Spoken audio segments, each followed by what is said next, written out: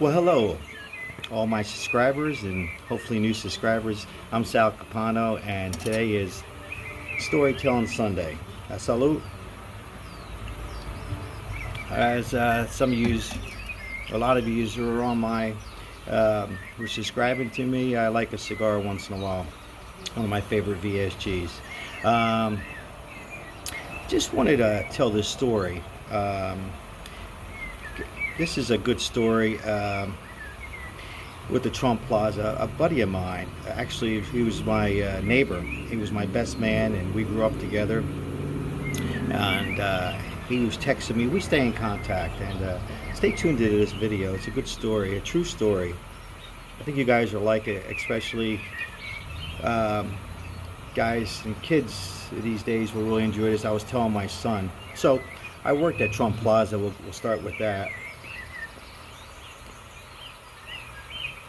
So, going back to my best man, Steve, we grew up, we've known each other now since we were 5 years old, so I'm 55, he's a little younger.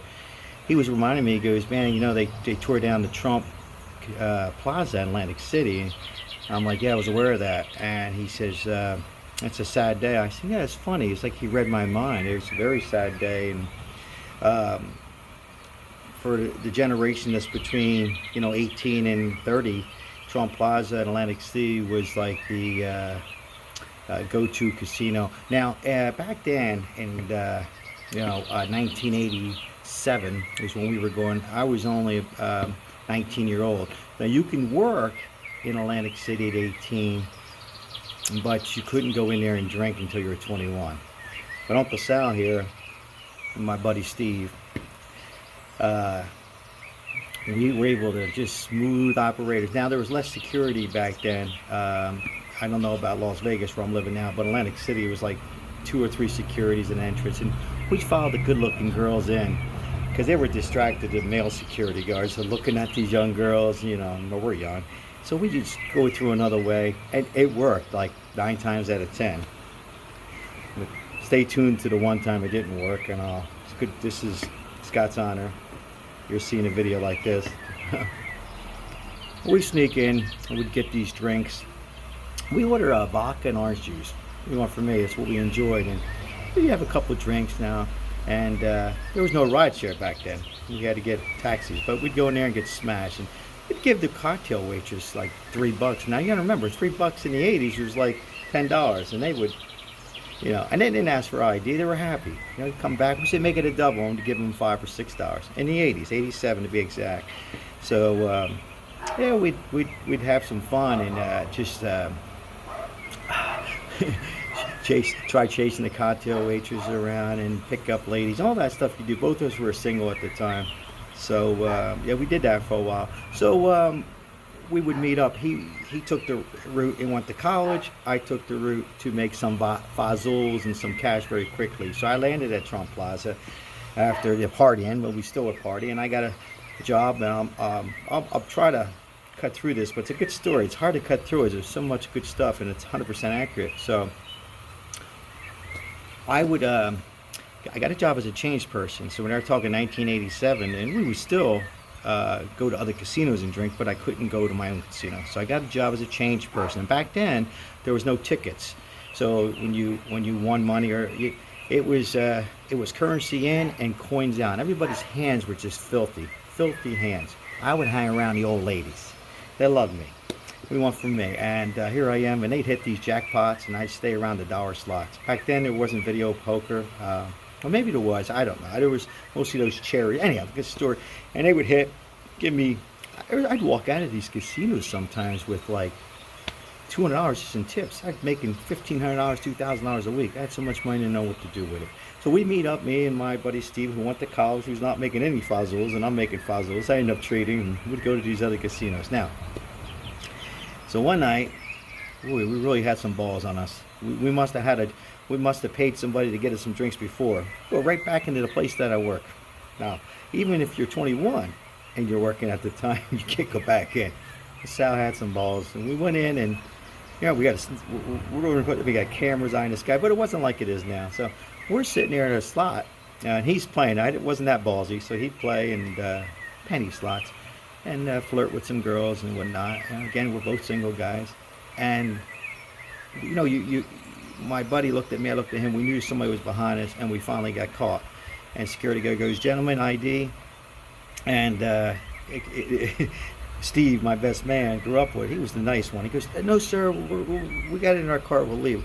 I turn around, and I was just a cocky Italian. I said, "No, we don't have no ID, and we ain't leaving."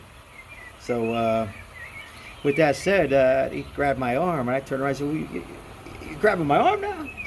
So he's calling the sergeant. "We got 2 minors, possible minors, da da da." So while he's waiting, I hear a voice, and it's a little, looked Italian, shorter than me. I'm 5'7". He must have been 2 inches shorter. And he goes, and he calls the security guy over, and I guess the security guy didn't know who he was. I didn't know who he was. We're young. Like I said, we weren't even 21. We're like 18, 19. Steve is 17, and he goes, "Those boys are with me. Those boys are with me," he says. Stay tuned. We're almost done the story. This is where it gets really, really good. So bottom line is, Sergeant goes, "Oh, hey, Nikki. No, they're with you. We didn't know they were with you. No disrespect. No disrespect. They're with you." And they walk away. We're looking at each other like my eyes now, and Steve would say, "Hey, boys, come on over here. You're with me now. What are you drinking?" We said, "We're drinking vodka and orange juice, a Greyhound." He goes, "No, you're not.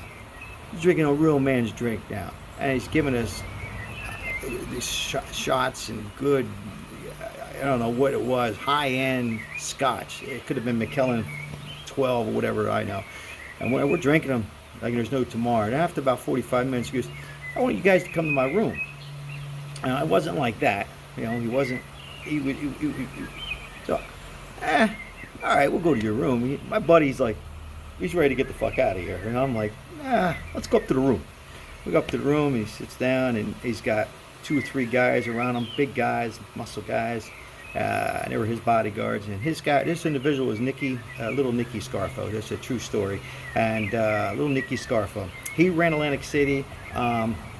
He started in Philadelphia. He just passed away in 2017. He lived right around the casinos, and he was the union guy. He went to prison, came out, murdered some guys, but they called him Little Nicky Scarfo. Murdered. He had balls of steel. A lot of people don't know who he was.